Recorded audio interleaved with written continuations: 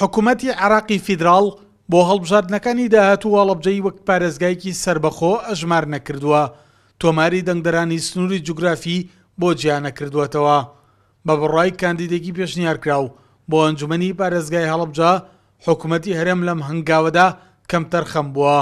سجلی ناخێبینی نییە لە کۆمسیۆنا ئیشی بۆ نەکراوە، ئەمانە گرفتی گەورن تۆ نۆ نوێنەرت لە عێراقا لە دەست ئەهی. ئەمەش بەڕاستی دەرئەنجامەکەی وە کە حکوومەتی هەرێمی کوردستان لێی مقەسرە و بە تایبەتی ئەنجومەنی وەزیران کە بەداخەوە بۆ خۆشتان نەزانن 16 سێی ئەم ساڵیش کە 4 بڕیاری گرنگیە بۆ پارێزگای هەڵەبجە بەداخەوە ئەوە خۆتان نەزانن تا ئێستا ئەنجومەنەکەی جێبەجێنکاتەوە لە ڕووی ئیداریەوە ئەگەر ئەم ئەنجومەنە پێک بهاتایە بە ناویش بووە، ینی لە ڕووی معنەویەتیشەوە بووە تۆ ئەتوانی فشارێک بۆ حکوومەتی عراقی دروستکەی. کاندیدە پێشنیارکراوەکانی ئەنجومەنی پارێزگای هەڵەبجە داوا لە جێگری سەرۆکی حکوومەتەکەن وەک سەرۆکی لیژنەی کاراکردنی پارێزگای هەڵەبجە گرفتەکانی بەردەم دروستکردنی ئەنجومەنی پارێزگای هەڵەبجەیان بۆ چارەسەر بکات. بەپێی زانیاریەکانی ئێمە ئێستا بڕیارەکە لای جەنابی کاقوبات وەک سەرۆکی بەکارابوونی پارێزگای هەڵەبجە، بۆیە ئێمە داواکارین جەنابی و ئەرکی خۆی هەڵسێ لە کاتێکا کە بە یەکێک لە ئەندامانی لیژنەکەی ڕاگەیاندبوو لە ئایندەیەکی زۆر نزیکە ئێمە بڕیاری جێبەجێکردنی ئەنجومەنی پارێزگای هەڵەبجە واژوو ئەکەین، بەڵام بەداخەوە ئەوە نزیکەی 15 ڕۆژ بەسەر ئەو بڕیارەی شاتی ئەپەڕێنە چۆتە بواری جێبەجێکردنەوە.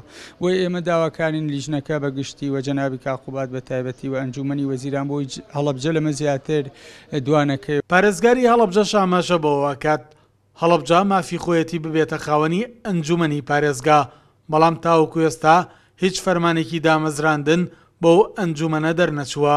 هەتاوکو ئێستا ئەو پرسە لە ئەنجومەنی وەزیران وەک خۆی ماوە و چ کاتێک قەرار و بڕیاری لەسەر ئەدەن ئەوە دوا فەرمان لای ئەنجومەنی وەزیرانە بۆ مەسەلەی دامەزراندی ئەندامانی ئەنجومەنی پارێزگای هەڵەبجە. وەکو گرنگیەتی ئەنجومەنی پارێزگای هەڵەبجە گرنگی تایبەتی خۆی ئەنجومەنی پارێزگا یەکەم ئەگەر بتوانین بڵێن لە ڕووی معنەوی ئەنجومەنی پارێزگای هەڵەبجە کە دروست ببێ، ئێمەش هاوشێوەی هەموو پارێزگاکانی عێراق و کوردستان حەقمانە خاوەنی ئەنجومەنێکی پارێزگا بین. دووەم لە ڕووی ئیداری و لە ڕووی کارگەری و لە ڕووی بەدواداچوونی هەموو ئەو مەشاریع و پرۆژانەی لە ئێستا و یا لە مستەقبەلا لە سنووری ئەم پارێزگایە هەبێ، هاوکارێکی باشی ئەم پارێزگایە بن. ئێستا هاوڵاتیانی سنووری پارێزگای هەڵەبجە ئەیانەوێت پارێزگاکەیان لەسەر ئەستی عێراق و هەرێم هاوشێوەی پارێزگاکانی تر مامەڵەی لەگەڵدا بکرێت. بۆ ئەمەش ئەرکی حکوومەتی هەرێمە گرفت و لەمپەرەکانی بەردەم سەر پێنەخستنی پارێزگای هەڵەبجە چارەسەر بکات. سەلاح جەمیل، کورسات نیوز، هەڵەبجە.